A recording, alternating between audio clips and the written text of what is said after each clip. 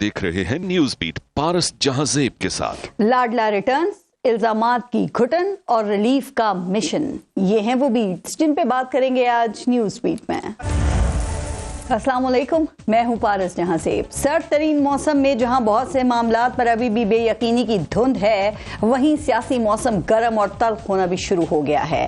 Peoples party ने अपना मंशूर सामने लाकर इंतखाबी मुहिम का गड़ी खुदा बख्श से आगाज कर दिया है, तो PTI का मुराल अपना बल्ला वापस मिलने, साइफर का ट्रायल रुकने और बानी PTI को सुप्रीम कोर्ट से जमानत मिलने पर काफी बुलंद हो गया है।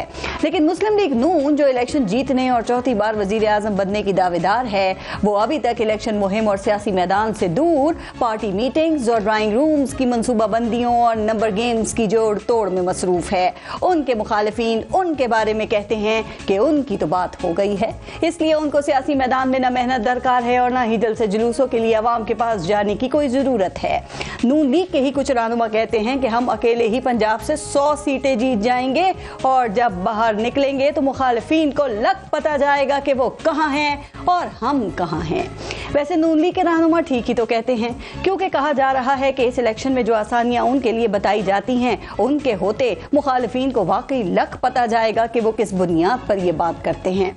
कहा जा रहा है कि इस वक्त नून लीग के अलावा बाकी सब जमातों को लेवल प्लेइंग फील्ड न मिलने की शिकायत हैं। अगर सब जमातों को इलेक्शन की दौड़ में एक जैसा मैदान और एक जैसे हालात दे दिए जाएं, सबको पुलिस और मुकदमात के खौफ से आजाद कर दिया जाए, सबको एक ही तरह की इलेक्शन मुहिम चलाने, जोड़ तोड़ करने, सीट एडजस्टमेंट और जल्द से जुलूस करने की इजाजत दे दी जाए, तो फिर वाकई लग पता जाएगा कि कौन कितने पानी में है। इस वक्त नून लीग समेत तमाम पार्टियों के इंट्रा पार्टी इलेक्शन कबूल किए जा चुके हैं। किसी के इंतखाबी निशान को कोई खतरा नहीं, लेकिन PTI के इंट्रा पार्टी इलेक्शन 2 बार रद्द किए जा चुके हैं। इंतखाबी निशान की वापसी स्टे ऑर्डर के जरिए हुई है और अभी भी बल्ला खतरे में ही है। तो अगर PTI के इंतखाबी निशान बल्ले की गैर मशरूत वापसी हो जाए, तो फिर भी लग पता जाएगा कि कौन कितने पानी में है। कहा जा रहा है कि इस वक्त नून लीग के पार्टी कायद के सब गुना माफ और नाअहलियत भी खत्म हो चुकी है। वो पार्टी चलाने, पार्लिमानी बोर्ड के इजलास करने, टिकटें तकसीम करने, जलसे और मीडिया पर बात करने और अपनी पार्टी की इलेक्शन मुहिम चलाने में बिल्कुल आजाद हैं। लेकिन एक पार्टी का कायद जेल में है, वो इलेक्शन लड़ने के लिए भी नाअहल है। आज उस पार्टी कायद के साथ साथ मुल्क भर में उनकी मरकजी क़यादत के कागजात नामजदगी भी मुस्तरद कर दिए गए हैं। अगर इस पार्टी के कायद को भी इलेक्शन लड़ने और पार्टी की इलेक्शन मुहिम चलाने की आजादी मिल जाए, कागजात नामजदगी यूं मुस्तरद करने के बजाय मंजूर हो जाए, तो फिर वाकई लग पता जाएगा कि कौन कितने पानी में है।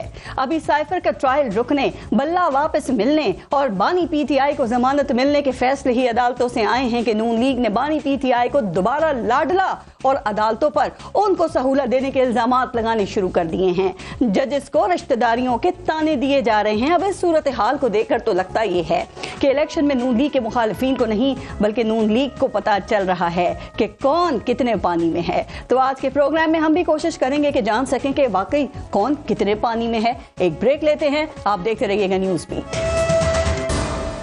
प्रोग्राम में आज हमें ज्वाइन किया है पाकिस्तान तहरीक इंसाफ से डॉक्टर हुमायूं मोहम्मद साहब हमारे साथ मौजूद हैं। पाकिस्तान पीपल्स पार्टी से आजिज ढामरा साहब ने प्रोग्राम में हमें ज्वाइन किया है आज, और PMLN से हमारे साथ मौजूद हैं अली गौहर बलोच साहब। अस्सलाम वालेकुम और आप सबका बहुत बहुत शुक्रिया प्रोग्राम में शिरकत के लिए। और हुमायूं मोहम्मद साहब, आपसे ही बात शुरू कर लेते हैं, चूंकि आज तो आप लोग कंप्लेन कर रहे हैं कि 90% आपके जो उम्मीदवार हैं उनके कागजात नामजदगी मुस्तरद कर दिए गए हैं, लेकिन वैसे अभी गुज़िश्ता चंद दिनों पहले तो लग ही रहा था कि सर पाकिस्तान तहरीक इंसाफ को कोई स्पेस मिलना शुरू हो गई है। जो अदालती फैसले आ रहे थे उसके बाद कुछ सूरत हाल भी कुछ बेहतर होती हुई महसूस हो रही थी, लेकिन आज तो ये बड़े पैमाने पर जो कागजात नामजदगी मुस्तरद हुए हैं, इमरान खान के NA 112 लाहौर और NA 89 मियां वाली दोनों जगह से मुस्तरद हो गए, और ये जुल्फी बुखारी, मुराद सईद, आजम स्वाति, रेहाना डार, कासिम सूरी, शाह महमूद कुरैशी, अली मोहम्मद खान, नईम हैदर पंजौता, अली अमीन गंडापुर और भी कई लोग हैं जिनके मुस्तरद कागजात हो चुके हैं। तो मोहम्मद साहब, ये कैसे लड़ेंगे आप लोग इलेक्शन सर? बिस्मिल्लाहिर्रहमानिर्रहीम, शुक्रिया। बस ये एक्चुअली बताता हमें क्या है, हमें बताता ये है कि हमारी जो लड़ाई है पाकिस्तान तहरीक इंसाफ की, वो पाकिस्तान मुस्लिम लीग नून और उनके जो कारकुन हैं, जो कि इस वक्त प्रेजेंट जो केयर टेकर, चेयर टेकर या केक टेकर गवर्नमेंट है उसकी और इलेक्शन कमीशन की, ये लोग जो है ना, ये इस वक्त पाकिस्तान मुस्लिम लीग नून के कारकुनों की तरह बिहेव कर रहे हैं। ये कर क्या रहे हैं? ये कर ये रहे हैं कि जिस जगह पे जैसे इसहाक डार है और जैसे किसी भी जगह पे उनका कोई इम्पोर्टेंट खड़ा है, तो उसके सामने जो भी पीटीआई का बंदा आ रहा है उसको ये लोग डिस्क्वालीफाई कर रहे हैं और दूसरे लफ्जों में उनके कागजात जो है ना वो रिजेक्ट कर रहे हैं जी। इस तरीके से इन्होंने इलेक्शन करना है और ये चाहते हैं कि यार जो एक्चुअल ताकतवर बंदा है उसको बांध दे और ये लोग खुद आके दरमियान में आ जाए, तो फिर उससे बेहतर तो जिस तरीके से इनको बुलाया गया था। एक मिनट अली हुमायूं मोहम्मद साहब, ये बताइए कि इमरान खान अभी तक तो नाअहल है ना, आप लोगों ने अपील की थी, सुप्रीम कोर्ट ने फैसला तो नहीं दिया ना सर, तो आप जब वो नाअहल हैं तो वो इलेक्शन कैसे लड़ सकते हैं फिर? या आप लोग ये चाहते थे कि जी वो नाअहल हैं, इसके बावजूद उनके जो कागजात नामजदगी हैं वो मंजूर कर लिए जाएं? ये कैसे हो सकता है? देखिए, अभी तो नाअहल मियां नवाज शरीफ भी है ना, ये नहीं है सर। उनकी सजाएं तो खत्म हो चुकी हैं ना, और 5 साल पूरे हो चुके हैं उनकी नाअहली को। नून लीग तो कहती है कि वो नाअहल नहीं है। आपको याद है इलेक्शन एक्ट में जो तरमीम की गई थी? सजा तो देखिए, सजा तो इमरान खान के ऊपर जो कन्विक्शन हुई थी वो तो मुअत्तल हो गई है ना। उनकी जो नाअहली है वो अभी तक बरकरार है सर। फैसला मुअत्तल नहीं हुआ ना, सजा मुअत्तल नहीं हुई, नाअहली तो बरकरार है ना उनकी अभी तक। तो नवाज शरीफ की भी बरकरार है ना, वो अभी तक मुअत्तल तो नहीं है। वो इलेक्शन एक्ट में तरमीम के बाद खत्म हो चुकी है, नून लीग कहती है। क्या कहती है? नून लीग कहती है इलेक्शन तरमीम की गई थी, वो 5 साल की मुद्दत का तयन कर दिया था, वो खत्म हो चुकी है। 5 साल हो चुके मियां साहब को। नहीं, ये जब तक ये ये चीफ जस्टिस साहब ने ये इतने बड़े बड़े इश्तिहार अखबारों में क्यों दिए कि जिन का कोई जो मसला है वो आके हमसे मिल ले, ताकि हम उन सबको वो कर ले। जब तक वो चीज, चूंकि ये याद रखें ये सुप्रीम कोर्ट का डिसीजन है, सुप्रीम कोर्ट उसको रिवर्स करेगी। सर 2 जनवरी को सुप्रीम कोर्ट ये किसी तरह का केस सुन रहा है, और उसमें अगर उस केस में रिलीफ मिलता है तो फिर इम्कान यही है कि मियां साहब को भी रिलीफ मिल जाएगा। ये ताहयात नाअहली के हवाले से ही केस है। तो जब तक नहीं मिलेगा, जब तक उनको नहीं मिलेगा तब तक तो वो नाअहल है ही है ना। देखिए, नाअहली तो आप अगर हटा भी दोगे, नालायकी कैसे हटाओगे, लेकिन एनीवे वो उस वक्त तक नाअहल है जब तक वो केस डिसाइड नहीं हो जाता नाअहली का। तो आप उस लिहाज से क्या चाहते थे कि खान साहब केस हैं वो मंजूर होने चाहिए, बेशक वो नाअहल हैं? देखिए, इस तरह ये है कि अगर आप एक शख्स के जो नाअहल है इस वक्त, अगर उसके पेपर मंजूर हुए तो आप इमरान खान के भी पेपर मंजूर करें। हाँ, उसके बाद जब इलेक्शन जब उनके बाद आ जाए कि नहीं ये वाकई इनका नाअहली रहेगी तो उस वक्त दें। लेकिन हैविंग सेड दैट थिंग, एक इमरान खान की बात नहीं है, बाकी सब लोगों का तो कोई नाअहल नहीं है ना। कहती है अदालतों से इस तरह किसी भी नहीं मिली है जिस तरह की आप मांग रहे हैं या जिस तरह की आप चाहते हैं। अभी देखें ना, अली गौहर बलोच साहब बताएंगे, मियां साहब जब नाअहल हुए थे तो इनके सेनेटर्स ने आजाद हैसियत में सेनेट का इलेक्शन लड़ा था, और मियां साहब जब जेल में थे तो नून लीग के जो टिकट्स थे वो उस पर मुशावरत करने की भी उनको इजाजत नहीं मिली थी। सर एक मिनट मैं आपको एक बात बता देता हूँ। जब मियां साहब इनसे इनके निशान नहीं छीना गया था, जब मियां साहब नाअहल हो गए थे वो ऑटोमेटिकली हट गया था, क्योंकि उनके जो टिकट्स थे उनके ऊपर सिग्नेचर मियां शरीफ साहब के थे, वो बाय डिफॉल्ट हट गया था। वरना इन लोगों ने तो जो है ना वो सिग्नेचर नहीं कर सकता। अगर वो पार्टी क़यादत है, अगर नाअहल हो चुकी है तो वो सिग्नेचर रखती है ना सर। इसीलिए तो वो कह रहे हैं कि जो पेशावर हाई कोर्ट का फैसला है, इलेक्शन कमीशन पे हमला है, इमरान खान लाडला प्लस हैं। देखिए, इमरान खान पूरे पाकिस्तान के लाडला प्लस है, ठीक है ना, लेकिन वो एस्टैब्लिशमेंट के लाडले हैं। वो एस्टैब्लिशमें उनको हमेशा लेकर आई है। 1981 में उनको लेकर आई, 1985 में उनको लेकर आई, 1990 में उनको लेकर आई, 1996 में उसके मोहम्मद साहब कोई ना कोई हर एक वक्त में एस्टैब्लिशमेंट का लाडला ही यहाँ पे रहा है। अली गौहर बलोच साहब, एक तो ये बताइए कि मियां साहब क्या अभी भी नाअहल हैं, एक बात, और दूसरे जो लाडले की बात हुई, कभी ये पाकिस्तान की सियासत जो है ये लाडलों से बाहर भी निकल सकेगी सर? पीटीआई कहती है मियां साहब लाडले हैं, पीएमएलएन कहती है कि इमरान खान जो हैं वो लाडले प्लस हैं, तो कभी ये अवाम भी इस मुल्क की लाडला बन सकेगी या होगी? बिस्मिल्लाहिर्रहमानिर्रहीम। देखिए पारिस, बात ये है कि 2002 के इलेक्शन हुए, नवाज शरीफ साहब इलेक्शन से बाहर थे। 2008 के इलेक्शन हुए, नवाज शरीफ साहब इलेक्शन से बाहर थे। 2018 के इलेक्शन हुए, नवाज शरीफ साहब इलेक्शन से बाहर थे। और जिस तरह से अदालतों के जरिए इनकी सहूलतकारियां होती रही हैं, वो किसी से ढकी छुपी हुई नहीं, होती रही हैं और हो रही भी हैं, और वो सबके सामने है। जिस तरह से बंदियालिज्म चला, जिस तरह से साकिब निसार के जरिए मतलब है कि वो अदलिया को इनके ऊपर निसार किया गया। ये पहले बता दें, मियां साहब हैं इस वक्त या नहीं है? देखिए, मियां साहब बिल्कुल अहल हैं और वो इलेक्शन कॉन्टेस्ट करेंगे इंशाल्लाह ताला। उनके जो उनके ऊपर केसेस थे, उन केसेस से बरी हो गए तो सजा का क्या तुक बनता है? सर, लेकिन ये डॉक्टर हुमायूं मोहम्मद साहब ये कहते हैं कि सुप्रीम कोर्ट का फैसला मौजूद है कि उस फैसले के होते हुए वो कैसे आप कह सकते हैं कि वो अहल हो गए हैं? वो तो कह रहे हैं वो ना अहल हैं। उस पर लेजिस्लेशन भी मतलब है कि हो चुकी है। और दूसरी बात ये है कि अगर किसी को इतराज है तो वो इतराज उठा के किसी मुतलका फोरम पर जा सकता है, वो भी वजाहत कर देंगे। हम तो ये कह रहे हैं कि मियां साहब अहल है। देखिए, सजा तो उस चीज की होती है ना कि जो चीज आप पर साबित है, जब वो चीज में वो बरी ज़िम्मा हो गए तो फिर उस सजा का तो वो तो सजा 10 साल की ऑटोमेटिक खत्म हो गई ना। 10 साल थी या ताहयात थी या जो भी थी, वो एक धजिया उड़ाई, वो तो एक अलग बात है। जब वो उन केसेस में ही बरी हो गए तो फिर सजा का तो कोई तुक ही नहीं बनता कि वो सजा है। दूसरी बात ये है कि इनको ये मकाफात अमल भी है, इनको वो टाइम भूल गया है जब हनीफ अब्बासी को अदालत के अंदर से गिरफ्तार किया गया और 5-6 दिन पहले कितने दिन रह गए थे जब उसको डिस्क्वालीफाई किया गया। अली मोहम्मद बलोच साहब, ये दायरों का सफर है या मकाफात अमल है? मुझे ये बताएं, ये खत्म नहीं होना चाहिए सर? अगर माजी में किसी के साथ होता रहा तो ये जस्टिफिकेशन है कि अब भी होना चाहिए। सर, ये आपके साथ हुआ तो भी गलत था, इनके साथ हो रहा है तो भी गलत है, लेकिन ये खत्म होना चाहिए ना। अब हमें आगे नहीं बढ़ना। इनके साथ देखें, बाकी पॉलिटिकल पार्टीज ने जाहिर है मुश्किलात फेस की। मैंने नवाज शरीफ साहब का आपको बताया है कि वो कब कितने इलेक्शन में उनको बाहर रखा गया। और दूसरी बात ये है कि इनसे ये जो आपने अच्छा सवाल किया कि इसका हल क्या है। देखें, आज ये बड़े वो मतलब है कि जमहूरियत के बड़े वो बन रहे हैं कि जनाब हम बड़ी जमहूरियत के लिए, ये जमहूरियत की लड़ाई नहीं लड़ रहे। एक तो उन्होंने बयानिया बना दिया है कि हमारे साथ अली गौहर बलोच साहब, वो कह रहे हैं हमारे रास्ते में रोड़े अटकाए जा रहे हैं, आप इनका मुकाबला कैसे करेंगे? आपको नहीं लगता सारी हमदर्दी तो पीटीआई की तरफ चली जाएगी? सर, आप कैसे तोड़ेंगे इस चीज को? मुझे अगर आप बात करने का मौका दें तो मैं आपको जवाब। देखिए, गुजारिश ये है कि 9 मई की जैसे वाकयात किसी पॉलिटिकल पार्टी ने नहीं किए। जिस वक्त ये एस्टेब्लिशमेंट की गोद में बैठ रहे थे, जिस वक्त इनकी सहूलतकारियां हो रही थी, उस वक्त तो ये बड़े बगले बजा के हंसते थे और बड़े बयान दिया करते थे कि जनाब अंपायर की उंगली उठ गई है।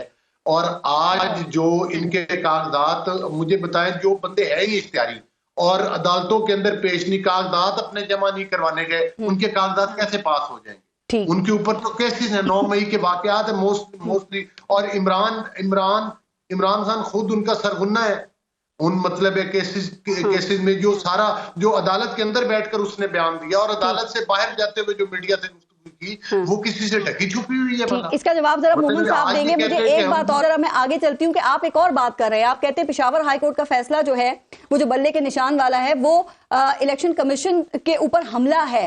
सर, जरा बताएंगे कि ये हमला कैसे इनके इंट्रा पार्टी इलेक्शन को कलअदम करार दे दिया है इलेक्शन कमीशन ने? वो टेक्निकल बुनियादों के ऊपर दिया ना। अगर वो पेशावर हाई कोर्ट चले गए तो क्या ये गैर कानूनी हो गया अली गौहर बलोच साहब, जो आप लोगों ने कहना शुरू कर दिया है कि जी हमला कर दिया? इस पर बुनियादी बात तो ये है, ठीक है, ये एक पहली बात तो ये है कि मैं न्यूज में देख रहा था कि इलेक्शन कमीशन भी अपील में चला गया। दूसरी बात ये है कि इलेक्शन कमीशन एक वो फोरम है जिसके फैसलों को इस तरह से चैलेंज नहीं किया जा, कोई एक हाई कोर्ट नहीं कर सकती। जाहिर है वो एक पूरे पाकिस्तान का इदारा है और वो जो फैसला करता है इस तरह तो आप सर, इलेक्शन कमीशन के वो किसी भी हाई कोर्ट में रुजू किया जा सकता है उस फैसले के हवाले से। और अली गौहर बलोच साहब, माजी में भी ऐसा होता रहा है और पेशावर हाई कोर्ट हो या कोई भी हाई कोर्ट, वो 2 ही फैसले करेगी ना, या तो इलेक्शन कमीशन के हक में या फिर उनके खिलाफ। अगर वो खिलाफ दे दे तो फिर आप ये कहेंगे कि जी ये इलेक्शन कमीशन पे हमला कर दिया उन्होंने। देखें, फैसले तो फिर इस तरह से साकिब निसार के जरिए भी करवाए गए थे। फैसले तो उन जजों के जरिए भी करवाए गए थे जिन्होंने नवाज शरीफ साहब को सिटिजन माफिया के नाम से पुकारा था। फिर फैसलों को अगर फैसले जो अगर एक जज अगर रिश्तेदारियों की बेस के ऊपर फैसले आएंगे और फिर कदगन तो लगेंगी, बातें तो होंगी फैसलों के ऊपर। कितने जजों के रिश्तेदार या पॉलिटिकल पार्टीज पे के टिकट पे इलेक्शन लड़ रहे होंगे सर, ये इससे क्या फर्क पड़ता है? लेकिन अदलिया को तो स्कैंडलाइज नहीं करना चाहिए ना, ये किया जा रहा है, ये कोशिश हो रही है। फिर देखिए जब ये कहा जाएगा कि एक मुजरिम को जो कि रिमांड के अंदर हो उसको प्राइम मिनिस्टर की मर्सिडीज में बिठाकर अदालत में लाया जाए, जब गुड टू सी यू की बातें की जाएंगी और फिर उसके बाद कहा जाएगा कि इनको रेस्ट हाउस में अपने रिश्तेदार बिठाएं, इनकी गपशप लगवाएं। उस वक्त मुजरिम नहीं थे, मुलजिम थे ना उस वक्त। नहीं, मुलजिम भी थे तो जाहिर है एक बंदे को रिमांड के अंदर तो जमानत नहीं दी जा सकती। ठीक, एक बंदा पुलिस कस्टडी में और उसकी जमानत रिजेक्ट, जरा ढामरा साहब को भी शामिल कर लेते हैं। कैसे मतलब है, किस तरह से जो है उसको इस किस्म का रिलीफ दिए जा सकते हैं? ये किसी पाकिस्तानी कौम से ढके छुपे हुए नहीं है। अब इनको ये चाहिए कि ये चीखने चलाने की बजाय मैदान में आकर मुकाबला करें। मैदान में सही कह रहे हैं, अक्सर आते हैं ये अभी मैदान के ऊपर भी। मैं जरा ढामरा साहब को भी प्लीज अगर शामिल कर दें। पारस, आखिरी बात मैं ये कहूंगा, ये तो कहते हैं कि ये बड़े पॉपुलर हैं, तो ये नवाज शरीफ साहब की ताहयात महली के ख्वाब क्यों देखते हैं? मुकाबला करें ना आकर मैदान में। राइट, आज नवाज शरीफ साहब से तो आज भी इनकी टांगे काम थी। ठीक, आज ढामरा साहब, पीपल्स जो मुखालिफिन है ना वो ये लाडले ही मिलते हैं सर। आपकी दोनों बड़ी जो सियासी मुखालिफ जमातें हैं वो कह रही हैं कि दोनों एक दूसरे को लाडला ही कह रही हैं। आपके ख्याल में इन दोनों में से इस वक्त सिस्टम का लाडला कौन है ढामरा साहब, और ये लाडला बनने से फायदा होता है या नुकसान होता है?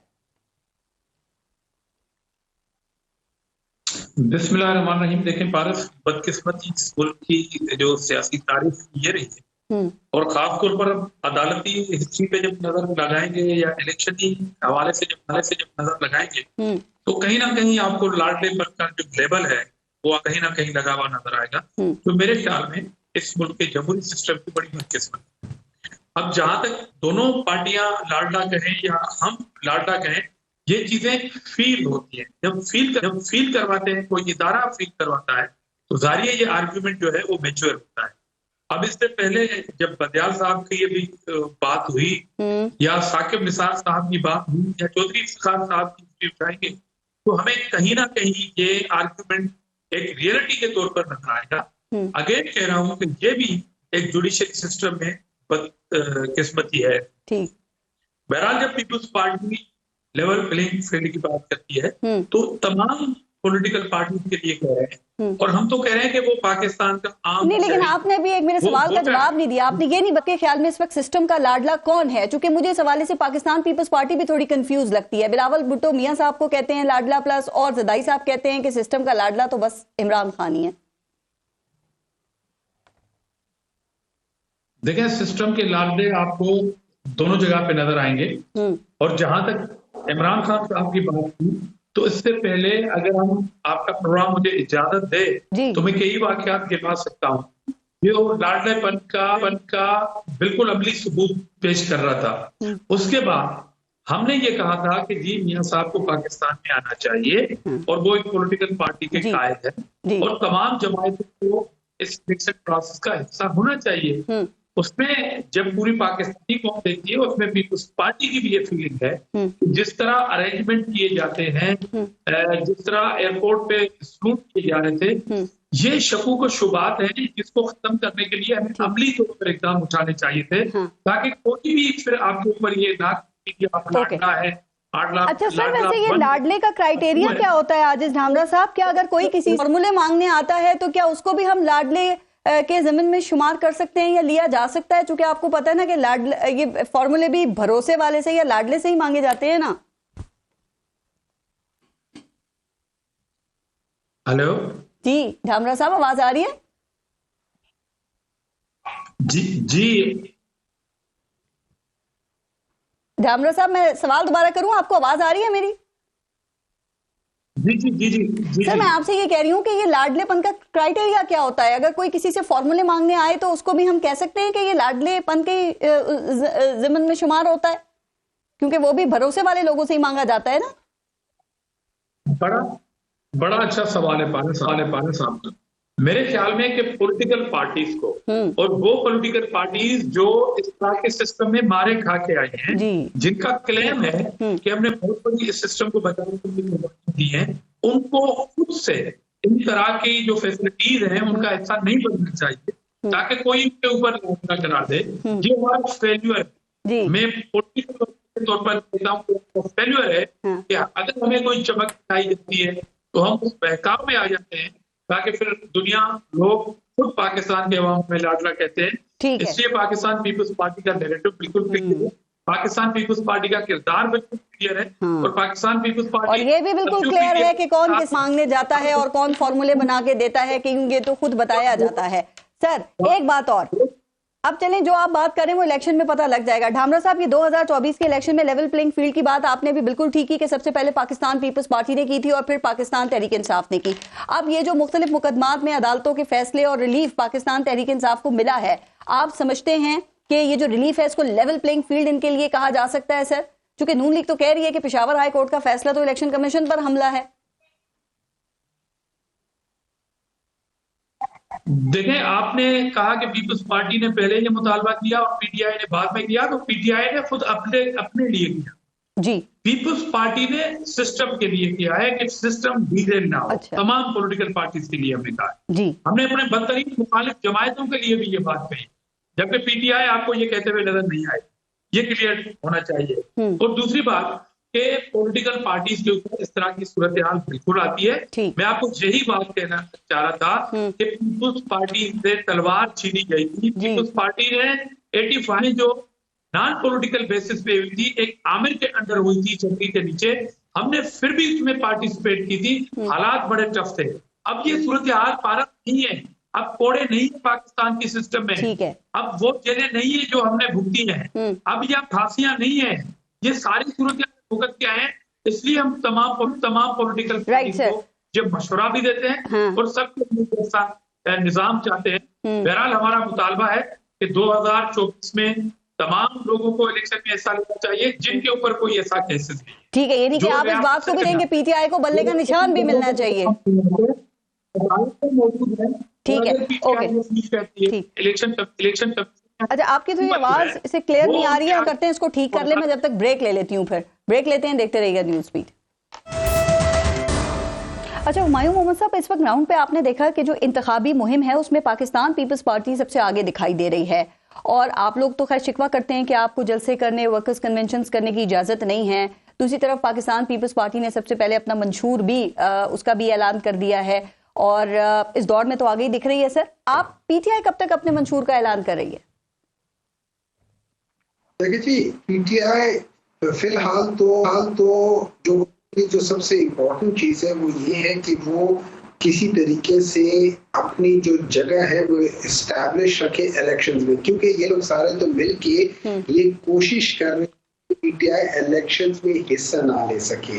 मुझे अफसोस इस बात का होता है कि एक लॉयर जब गलत बयानी करे मेन चैनल पे उसका अफसोस होता है। अफसोस इस बात का है, तो अच्छी तरीके से पता है कि मियां साहब इस वक्त नाअहल हैं जब तक सुप्रीम कोर्ट अपने फैसले को कह दे, जस्टिफाई कर दे कि ये इस नए जो रूल्स है प्रोसीजर्स के तहत जो है उसमें उन्होंने कहा है, और इलेक्शन एक्ट के तहत के 5 साल में वो उनको एग्री ना कर जाए, उस वक्त तक नहीं है। ठीक है, क्योंकि सुप्रीम कोर्ट ने इन सब जिनकी सर एक सेकंड, ये बताइएगा कि मियां साहब के कागजात नामजदगी आपकी तरफ से किसी ने चैलेंज किए लाहौर में?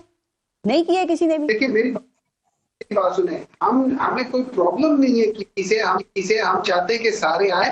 प्रॉब्लम उनको है, तभी तो वो यास्मीन राशिद साहिबा के वो कर रहे हैं, क्योंकि उनको पता है उनसे हार जाएंगे। उनको पता है कि सनम जावेद से ये लोग हार लेंगे, उनको पता है कि ये वो वालदा जो है उस्मान डार की वालदा से हार, इसलिए उनको वहां से हटा रहे, ये इस वजह से। नंबर 2, मैं थोड़ा सा वजाहत कर दूं, 2002 में मियां नवाज शरीफ मुल्क से भाग गए थे डील करके, इसलिए वो उस इलेक्शन में थे नहीं। 2008 में उन्होंने इलेक्शन में हिस्सा लिया था, लेकिन वो नाअहल करार दिए गए थे उस वक्त के कोर्ट से। उस वक्त कोई वो जो ये जो कह रहे हैं ना कि फलाना जज था, ये था, उस जमाने में कोई वो जज नहीं था, उस जमाने में ये नाअहल हुए थे। 2013 में उन्होंने पूरी तरह इलेक्शन लिया था, 2018 में ये 2016-17 की उसकी वजह से प्रॉब्लम हुए थे, उसकी वजह से नाअहल हुए थे। उसमें पाकिस्तान तरीके वगैरह कोई उसका वो नहीं था, तो ये सारी चीजें उस वक्त हुई थी। ठीक है, अब रह गई बात ये, आप देखिए ये इतने हद तक गिर गए हैं, इतने हद तक गिर गए कि वो गरीब लोग बेचारे कि जिनका मुफ्त इलाज होता है कैंसर से, ये उनका इलाज बंद करवाने के चक्रों में है। अच्छा, इन लोग कैंसर हॉस्पिटल की फंड रेजिंग रोकने वापस ले ली। की, इससे ज्यादा बात क्या हो सकती है?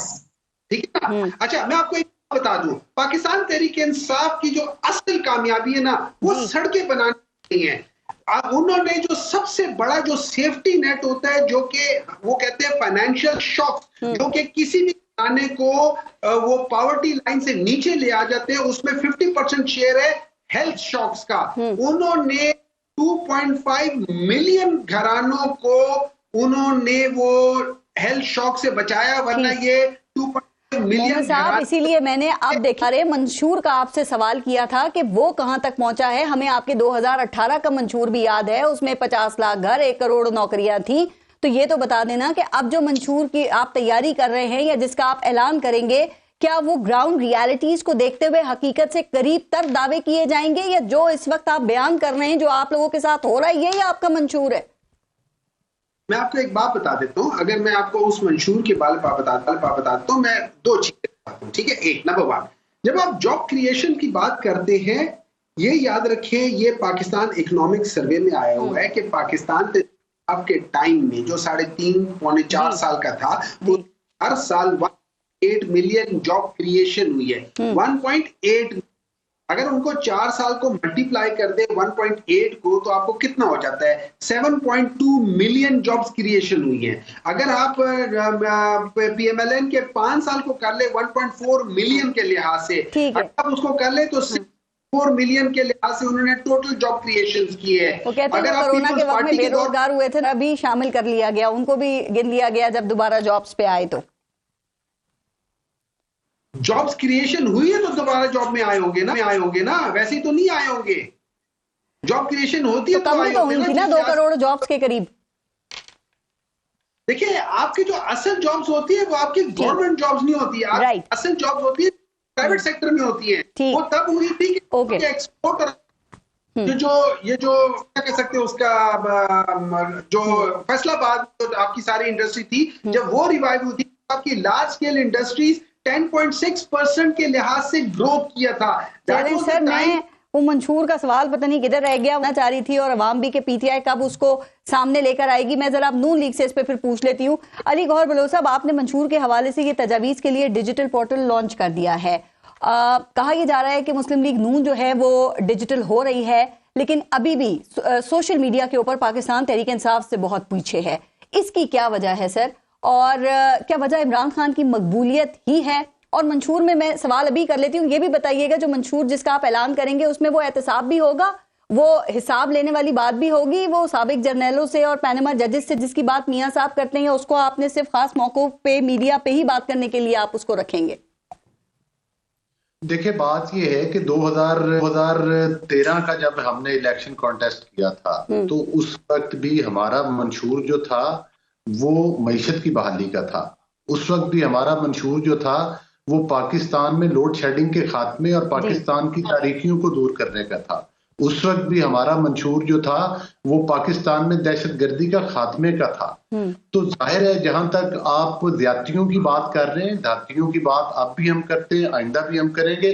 मियां नवाज शरीफ साहब तो अब भी कहते हैं कि वो जिस तरह से नून लीग के मैंडेट को चोरी किया गया, जिस तरह से नून लीग के मैंडेट को छीना गया, अगर हम उन चीजों का अजाला किए बगैर आगे की तरफ बढ़ेंगे तो क्या आप अजाला करेंगे, क्यों क्या आप हिसाब लेंगे, या सिर्फ ये बातें जो हैं वो सिर्फ इजलासों में, प्रेस कॉन्फ्रेंसेस में होंगी, अमली तौर पे नजर नहीं आता ना कुछ? फिर आप तरक्की की बात करते हैं, मंशूर की बात करो तो सबसे बड़ा चैलेंज जो है वो इस वक्त जो है वो पाकिस्तान की मईशत की बहाली है। बिल्कुल, जिसको के 2018 के इलेक्शन में आरटीएस सिस्टम बैठा के एक गैर नुमाइंदा हुकूमत को पाकिस्तान के ऊपर मुसल्लत करके पाकिस्तान को मुआशी तौर पर तबाह किया गया। और तबाही की ये मिसाल ले लें कि जिनकी केपीके में तकरीबन 10 साल हुकूमत रही है, उन लोगों ने वो आज तक पेशावर को सेफ सिटी नहीं बना सके, वो आज तक एक फरादिक लैब नहीं बना सके। जो नवाज शरीफ साहब का 2013 वाला टेन्योर था, लाखों की तादाद में टीचर्स भर्ती किए गए, इनके 5 साल में एक चपड़ासी भर्ती नहीं किया गया जो इधर बैठ के बातें करते हैं। हॉस्पिटल्स के अंदर इंसुलिन तक नहीं मिलती थी, अद्वियात के रेट इन्होंने डबल कर दिए, पाकिस्तान में महंगाई जो थी वो मतलब है इनके दौर में बढ़ी, जो कि हमारे टाइम में 4% सिंगल डिजिट पर आ गई थी। और पाकिस्तान सर, इन्होंने आपके ख्याल में बहुत बुरा किया, लेकिन जो पाकिस्तान पीपल्स पार्टी है ना, वो आगे बहुत अच्छा करने का सोच रही है। लेकिन मैं अगर कराची की बात करूं तो शहबाज शरीफ साहब ने कराची में बड़े बड़े दावे किए हैं। चूंकि आप कारकर्दगी की बात कर रहे थे, इसीलिए ये सवाल कर रही हूं। वो कहते हैं कि ये डूब मरने की बात है कि सबसे ज्यादा टैक्स देने वाला जो शहर है वहां पीने का पानी नहीं है, वहां पे सड़कें टूटी फूटी हैं। तो वो कहते हैं कि ये K4 प्रोजेक्ट हम मुकम्मल करेंगे, कराची में हैदराबाद मोटरवे बनाएंगे, और भी उन्होंने बहुत से दावे किए। तो सर, ये जो आप दावे वहां पर कर रहे हैं, इन दावों को मुकम्मल करने का दावा तो वैसे ही पाकिस्तान पीपल्स पार्टी कर रही है, अब तो नया क्या है? देखिए, बात ये है कि हम दावे नहीं करते, हम जो बात करते हैं, नवाज शरीफ साहब ने अब भी ये बात दोहराई है कि जिस तरह से 13 से लेकर 18 तक उन्होंने अपने वादे पूरे किए, इसी तरह से जो अब हम अपने चीजें मंशूर में देंगे और जो हम अब वादे कर रहे हैं, हम इंशाल्लाह वो वादे उसी तरह से वफा करेंगे जिस तरह से हमने 13 से लेकर 17 तक के वादे वफा किए थे। अगर हम आज कराची की बहाली की बात कर रहे हैं, पाकिस्तान और कराची की मईशत की बेहतरी की बात कर रहे हैं, इंफ्रास्ट्रक्चर की बेहतरी की बात कर रहे हैं, तो हम दावे नहीं कर रहे हैं। कमाल, आप सिंध की बात कर रहे हैं। आपको पता है पीपल्स पार्टी क्या कह रही है? वो पीपल्स पार्टी कह रही है अभी तक एक सीट एडजस्टमेंट तो कर नहीं सके आप 242 पे MQM के साथ। पीपल्स पार्टी ये कह रही है कि अब हम पंजाब को सिंध की तरह बनाएंगे। वो कहते हैं सबसे ज्यादा जो जिस तरह की तरक्की सिंध में हुई है, पाकिस्तान के किसी सूबे में ऐसी नहीं हुई है। और आपने ये पीपल्स पार्टी का 10 नुकाती मंशूर शायद आपकी नजर से गुजरा हो, आपने देखा हो। अली गौहर बलोच साहब ये कहते हैं कि हम 5 साल में तनख्वाहों को दुगना करेंगे और 300 यूनिट तक मुफ्त बिजली देंगे, 3 लाख घर हम देंगे। आपके ख्याल में क्या 30 लाख सॉरी, आपके ख्याल में ये मुमकिन हो सकता है? देखिए, बात ये है ये तो फिर पीपल्स पार्टी की अगर हुकूमत बनती है तो फिर वो बेहतर समझते हैं कि वो ये दावे कर सकें। अगर तो साबका अदवार में इन्होंने वादे पूरे किए हैं, मुझे ये बताएं कि जब 13 में हमें हुकूमत मिली थी तो उस वक्त 20-20 घंटे की लोड शेडिंग थी। उस वक्त ज़रबे अद करनी पड़ी थी उसका खात्मा करने के लिए, दहशतगर्दी का। उस वक्त आपको मतलब है कि ये CPEC जैसा प्रोजेक्ट जो था वो नवाज शरीफ साहब के टाइम में आया था, जिससे लाखों लोगों को जो है वो रोजगार मिला और पाकिस्तान के बड़ा कलीदी किरदार अदा करता है। और इनके टाइम में जो कि ये PTI का टाइम था, उस टाइम में तो सक्खर से लेकर कराची तक का वो रोक दिया गया, CPEC को बंद कर दिया गया। असल मुआशी तबाही जो है वो तो PTI के अदवार में हुई है। जहां तक पीपल्स पार्टी का, हाँ, अगर पीपल्स पार्टी समझती है कि वो लाहौर में जलसा करके ये कह सकते हैं कि हम लाहौर को हैदराबाद की तरह बना देंगे या कराची की तरह बना देंगे, तो फिर ये जलसे करें, आकर अवाम को इस बात पे कायल करें। अगर अवाम कराची से मुतासर हैं, हैदराबाद से मुतासर हैं, तो जरूरी है आदिल साहब इसी पे। सर, आप के पंजाब को इस वक्त सिंध जैसी तरक्की की जरूरत है, क्योंकि सर आम तासुर यही है कि पंजाब के जो मेगा प्रोजेक्ट्स हैं वो पूरे उसका कोई कंपैरिजन नहीं है पूरे मुल्क में। ये एक आम तासुर डामरा साहब यही है। और ये भी कहा जाता है कि पंजाब में जो पानी की सूरत हाल है ना, वो भी कराची से बहुत बेहतर है। सर, तो आप मुस्लिम लीग नून ये सवाल करती है कि वो कौन सा तरक्की का मॉडल है आपके पास, ये तरक्की कौन सी ऐसी मिसाल है जिसको आप पंजाब में इंप्लीमेंट करना चाहेंगे, जो कि बिलावल भुट्टो NA 127 से इलेक्शन लड़ रहे हैं ना?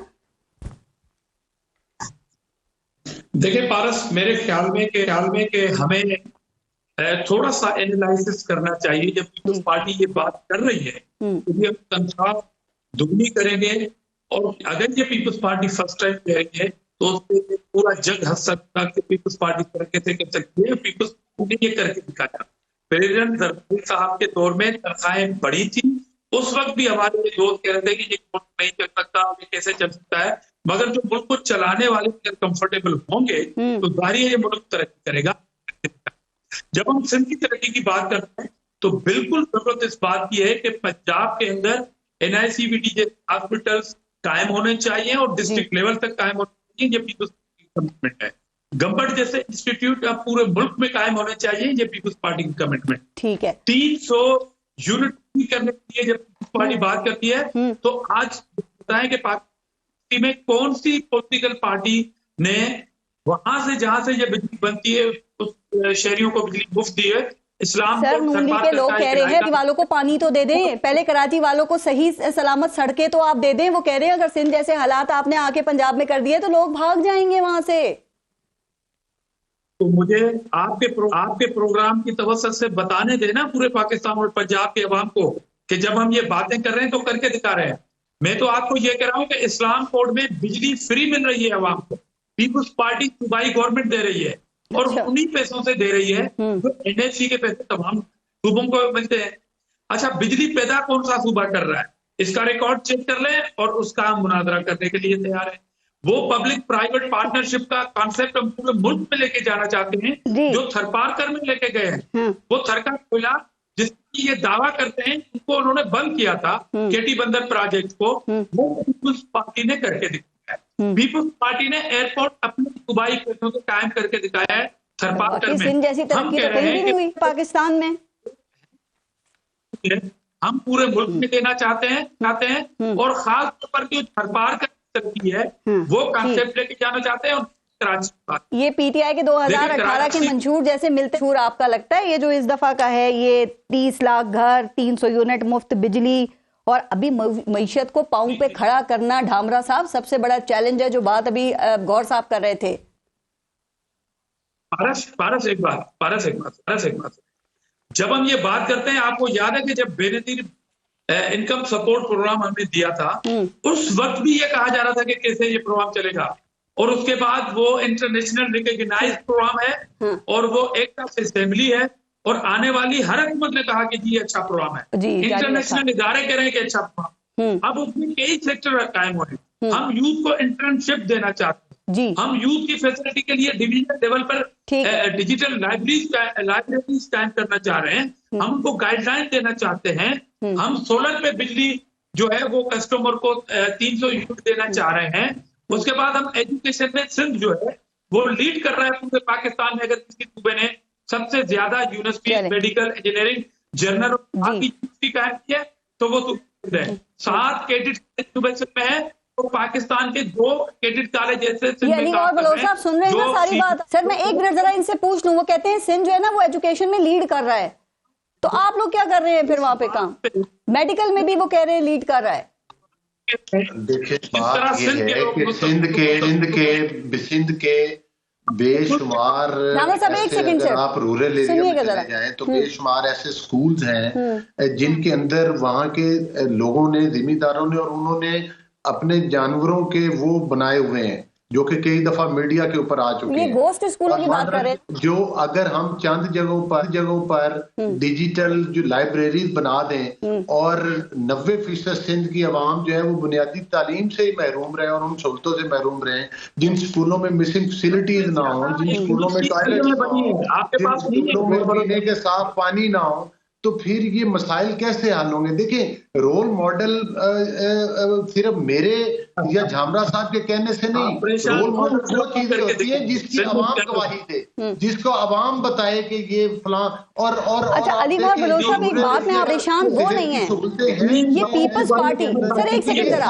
एक सेकंड, पार्टी के लिए भी चैलेंजेस है। गौर साहब लेकिन पीपल्स पार्टी कह रही है आप परेशान ना हो। सर सवाल सुनिएगा, अलीगढ़ बलोच साहब वो कह रहे हैं कि असल में खौफ मॉडल की चीजें बनाई। हाँ, चंद एक जगह पर हॉस्पिटल हैं, मैं ये मानता हूँ कुछ जगह पर अच्छे हॉस्पिटल बने हुए हैं इनके, लेकिन बाई एंड लार्ज आप पूरे सिंध की बात करें तो वहां पर बहुत बुरे हालात हैं। ये सिर्फ कराची का मसला नहीं है, पूरे सिंध का ये इशू है और मसला है। अच्छा सर आप एक सेकंड जरा, आप दोनों साथ बोलेंगे फिर नहीं सही तरीके से आप आएगी प्लीज। गुर्बत के मसाइल हैं तो जाहिर है आप एजुकेट तो लोगों को करना चाहेंगे, लेकिन एजुकेट लोगों को अगर लोगों को पढ़ाएंगे तो फिर ही लोग एजुकेट होंगे ना। जब ग्रास लेवल पर उनको तालीमी इदारे ही प्रॉपर मैसर नहीं है, टीचर्स ही प्रॉपर मैसर नहीं है, तो लोग कैसे तालीम? कितने कैडेट कॉलेज बनाए आपने? और PML एक प्रोजेक्ट बता दे पूरे मुल्क के लिए, वो सीपेक कर रहे हैं। सीपेक के लिए जिस शख्स ने कोशिश की उसका नाम आसिफ जरदारी है। हाँ, आपकी हुकूमत आई, हमने कबूल किया कि MOU आपने किया, हम इनकार नहीं करते। चलिए सर जरा के लिए एक बहुत बड़ी कोशिश। सर आप लोग मुल्क के लिए अपनी खिदमत बता रहे हैं, जरा एक सेकंड PTI की भी कुछ बात सुन लेते हैं। अली हुमायूं मोमन साहब, सर पाकिस्तान तहरीक इंसाफ 2018 में जिस तरह आपको याद है कि PTI के अंदर लोग आ रहे थे, इसी तरह आप देखें कि इस वक्त में पाकिस्तान पीपल्स पार्टी के अंदर धड़ाधड़ लोगों की शमूलियत हो रही है, बिलखुसूस पंजाब से और सिंध से तो काफी लोग शामिल हो चुके हैं।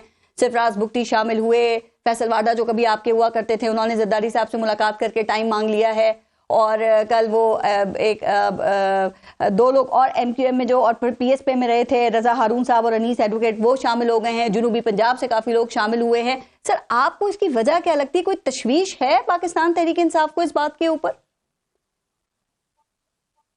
देखिए, पाकिस्तान तहरीक इंसाफ को कोई तशवीश नहीं है। हमारे लिहाज से है वो इनके पास जाना चाहते हैं जरूर जाए, उनकी मर्जी है, हमें कोई प्रॉब्लम नहीं है। जो बंदा जाना चाहता है, जहां जाना चाहता है, जरूर जाए। लेकिन मेरा प्रॉब्लम एक है, जब हमें ये कहा जाता है कि बिजली नहीं होती थी और हम लोगों ने बिजली की है, तो मैं एक बात बताना चाहता हूँ, ये बिजली इन लोगों ने किन के लिए की है? ये इन लोगों ने अपने लिए की है, क्योंकि IPP के जो पावर प्लांट्स हैं वो इनके हैं। ये लोग उनके कैपेसिटी पेमेंट्स ले रहे हैं, ये लोग अवाम के, ये लोग पल फूल रहे हैं। पाकिस्तान नीचे जा रहा है, लेकिन ये जो 2 खरब रुपए इस साल का गर्दिशी कर्जा है, ये किसको जाएगा? ये इन लोगों को जाएगा, इनकी जेबों में जाएगा। किन की जेबों में जाएगा? शरीफ की जेबों में जाएगा। एहसन इकबाल साहब कहते हैं हमने 6% ग्रोथ के हवाले से कैपेसिटी ये प्लांट्स लगाए थे, आप ग्रोथ नीचे ले गए तो कैपेसिटी पेमेंट्स जो है जाहिर है वो करनी पड़ी, ज्यादा हो गई।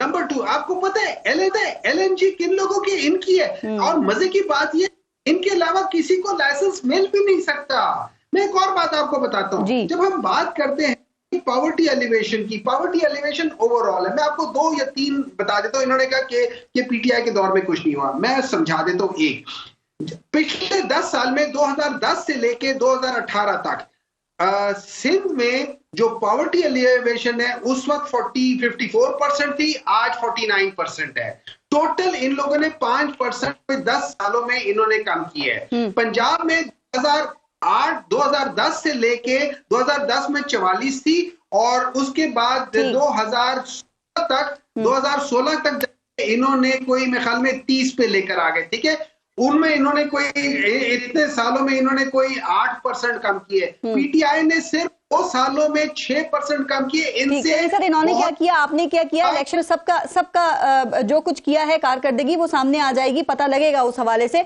अली गौर बलोच साहब, पाकिस्तान पीपल्स पार्टी और जो पाकिस्तान तहरीक इंसाफ है, सर वो दोनों देखिए, वो दोनों कह रहे हैं, सर एक सेकंड सुनिएगा, वो दोनों कह रहे हैं कि PMLN जो है वो अवाम में आने से खौफजदा है।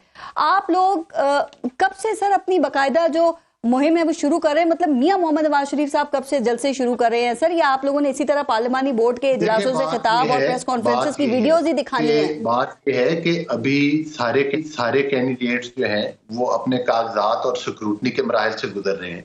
पार्टी लीडरशिप जो है वो बकायदा अपने जलसों का शेड्यूल अनाउंस करने वाली है। सर 1 महीने में आप अपनी इलेक्शन क्या कर लेंगे? अली गौर बलोच साहब सुनिए तो सही है, बाकी जमातें 1.5 माह से कर रहे हैं। प्रोग्राम की वसातत से बता रहा हूँ कि मियां नवाज शरीफ साहब पूरे पाकिस्तान के हर बड़े शहर में जलसा करेंगे, चारों सूबों के अंदर जलसे करेंगे।